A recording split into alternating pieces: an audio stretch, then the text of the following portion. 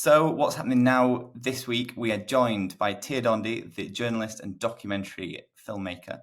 Tir, it's really great to have you here. Thanks for having me. No, it's our pleasure. Tir, we're speaking to you because this week's episode is on crime. You, as a journalist and documentary maker, have been involved with crime episodes and stories for a long time. What is it that's drawing you in? What is it with crime? So I started in front of the camera as an investigative journalist when I was working at Vice, and I was at Vice for about 5 years. As you probably know, Vice cover a variety of different topics. Most of them are about drugs, sex, crime. Those are the sort of topics that we always looked at and we like to explore. People that are on the fringes, subcultures. So that is kind of where I started my journey as a journalist. And throughout working at Vice, I made an extensive list of contacts. And all of those contacts are the people that help me make the documentaries that I make today. So when I pitch my ideas and I say, for instance, I want to do this idea, I usually have access to the idea and the people who I would be interviewing through a lot of documentaries that I've made in the past. So I think why crime? It's definitely a bit of a niche, and sometimes I'm a bit like, I can't believe I'm doing this. It's kind of it wasn't what I set out to do originally, but I do love it. What was it you set out to do originally? I don't really know. I almost just fell into it. I knew that I knew that I wanted to make documentaries. I knew I wanted to be a director. But I didn't necessarily know that I would find my niche in crime. And now it comes quite easily to me because I've made so many connections and contacts within that world. And also I think people love crime. True crime is so popular. Even on Netflix, it's, one of the top watched genres. I think it's definitely, there's always crime stories happening. There's always stories to tell. And I try my best to tell them in a non-judgmental manner. And is it getting harder, do you think, to be an investigative journalist because the way media is now, there's other ways to get hits, there's cheaper routes to tell stories, the platforms are changing, right? And your work is, I suppose, for us, stood out because it's getting rarer and rarer. I guess in terms of the industry at the moment, it is quite tricky. There's, a lot of different companies are making layoffs, and there's been redundancies and all of that kind of stuff. It's harder to get a commission. But I think people are always going to be interested in crime stories. And so at least I sort of know that eventually, there are a lot of stories to still tell within that genre, I think. Your latest piece, Hunting the Rolex Rippers, it was on BBC before Christmas. Is that right? It's still on iPlayer.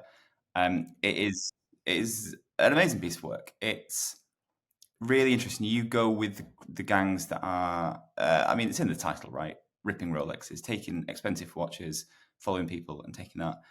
I watched that and have been covering my wrists everywhere I've walked since. You got Rolex? No, I've got a very cheap watch here. I'm not going to lie to you. You'll be fine. You'll be absolutely fine. Yeah, but I think part of me wants to be wanted. I watched it and you realised how often that people are watching and not makes you paranoid, but it is a really present kind of danger on the streets right now. You went with the gangs, and how long did it take you to produce that documentary? Yeah, so all the documentaries that I present, mostly always I produce them as well. So that means in documentaries you find the people who are doing it, you cast it basically, and you do all the research behind it. So I would say I spent a good 6 months trying to tap into the gangs that are robbing Rolexes and luxury watches, which is obviously not the easiest thing to do. I definitely had nights where I was laying in bed thinking, am I actually going to be able to do this? Am I actually going to be able to pull this off? Because also it's like, as the number one question that anyone asks, why would they want to be interviewed and shown on TV when they're doing something that's so illegal? But they did agree in the end, and I think it's because, firstly, the crime is so prevalent, so it was just a case of it was just a case of chipping away, and eventually someone would agree.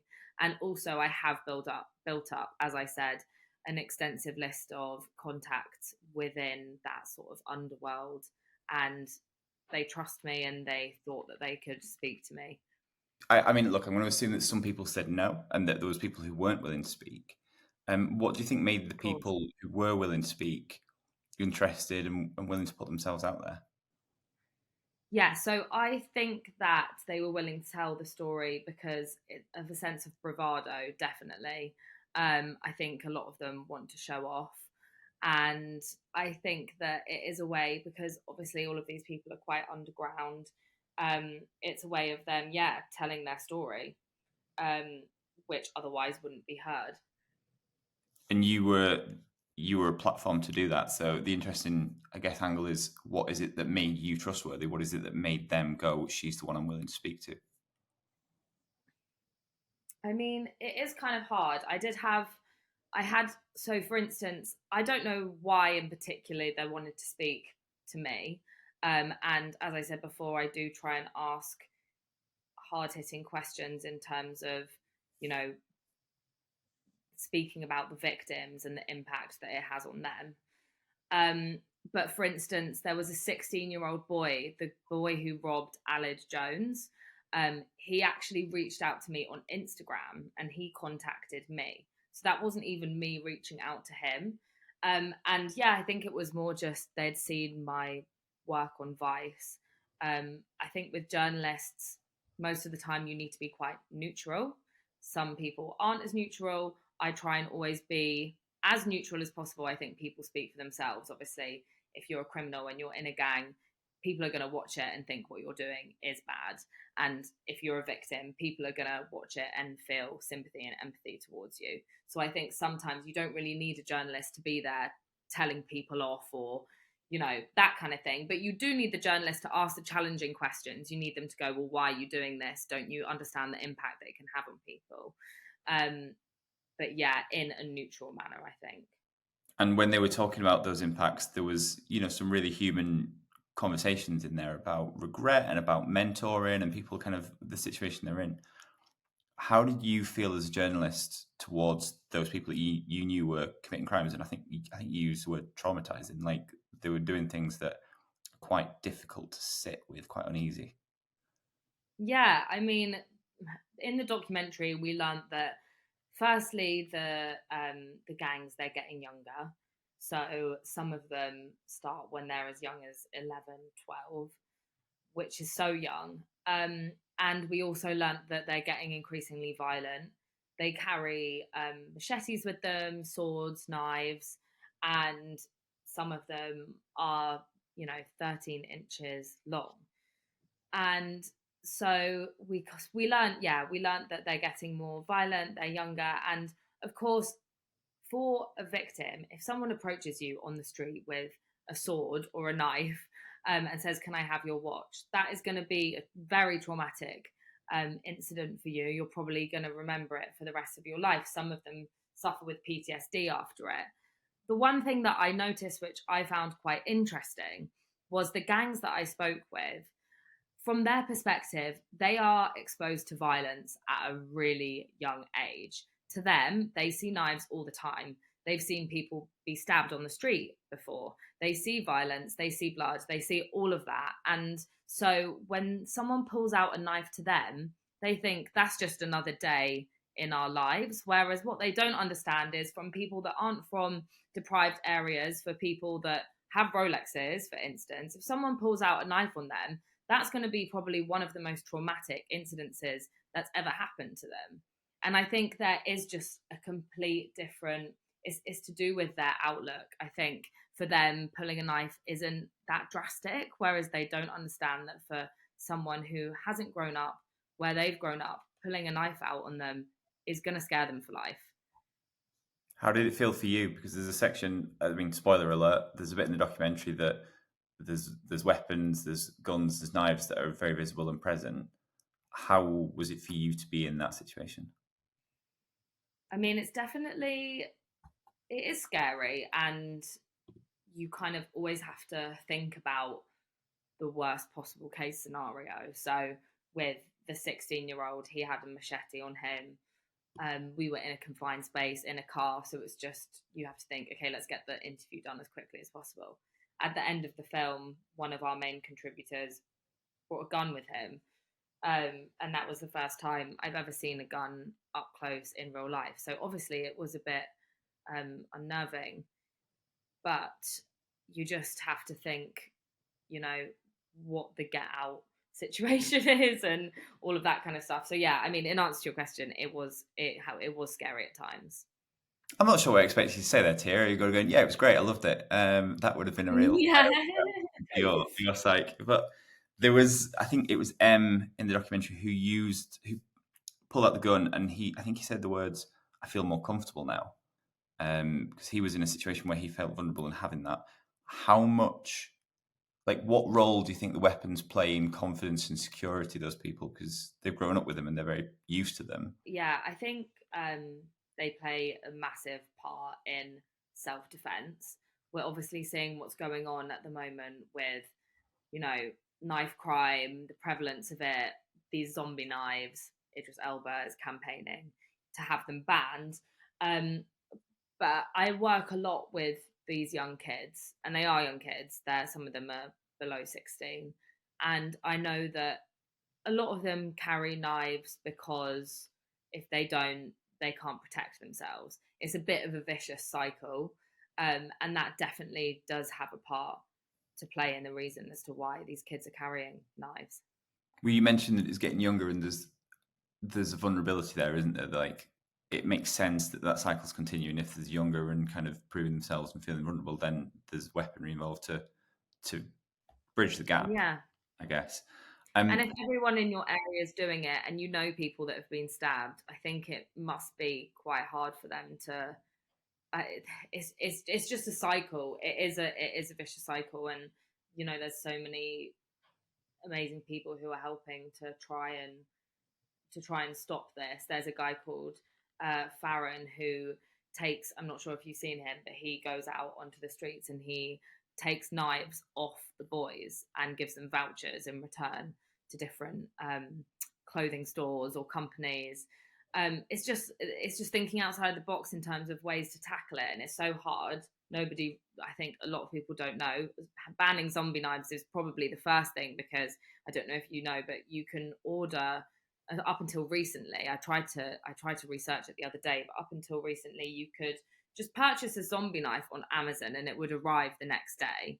That's how easy they are to purchase. And the clothing company Shein, they're selling them online. So they are really easy to get, and they're built to destroy. They have jagged edges. Once you stab someone with them and you pull it out, it can rip their skin. Yeah, they're built for destruction. So it is scary, and I did see some of the knives that they were carrying, and they are extremely large. Like, nobody needs to be carrying an extremely large knife like that, even for self-defense. So yeah, it's terrifying, and it's also really sad because there are a lot of casualties, and young kids are dying because of it, quite simply. How was your experience with doing this doc and the others you worked on, kind of squared up with your, I guess, perspective of the conversation in society? Because the government announced that they were going to ban these knives, and a lot of people are hearing that and going, well, obviously, why has that not been done already? Or that doesn't feel like it's going to do a lot. There's been different people who aren't, I guess, have had the experiences that you've had or been on the streets with people who are carrying them.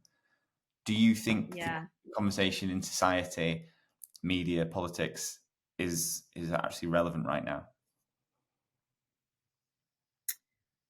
it's such a tricky one, because it's like, ban the use of something, does that stop it completely, or does it just make it harder to get? I think the argument is it just makes it harder to get. Guns are banned, people still have guns. Um, Drugs are banned, people still take drugs.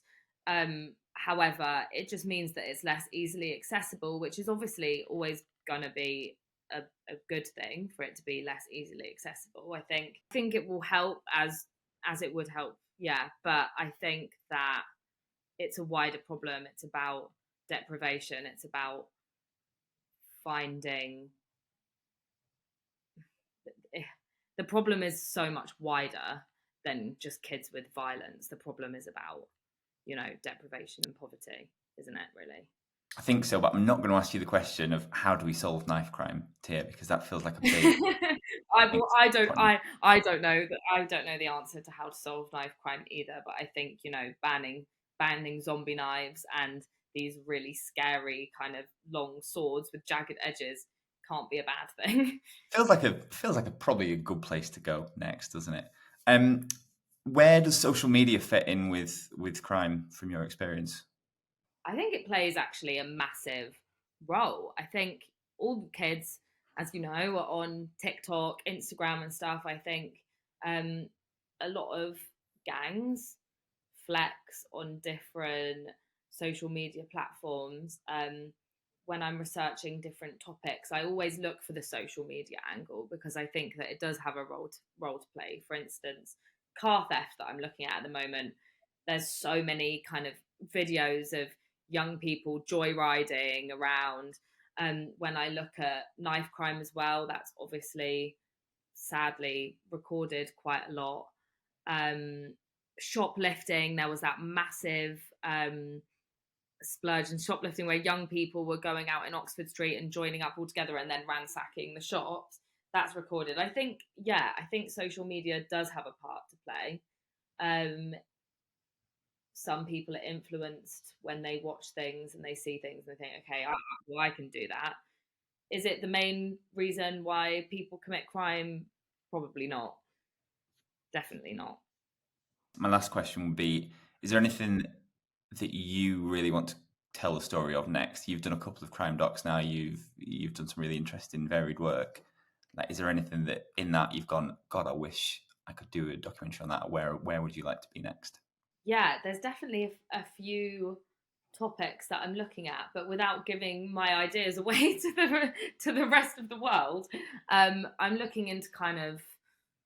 Uh, I'm looking into. Do you know what? Yeah, keep your secrets. Okay. I don't want to reveal your intellectual property to our millions of followers. Yeah.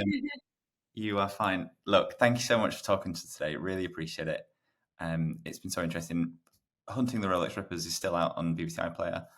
You are now freelance, and your work could pop up anywhere. Is that right? Yeah, it could pop up anywhere, but I start a new documentary for the BBC in March. So that's my next project.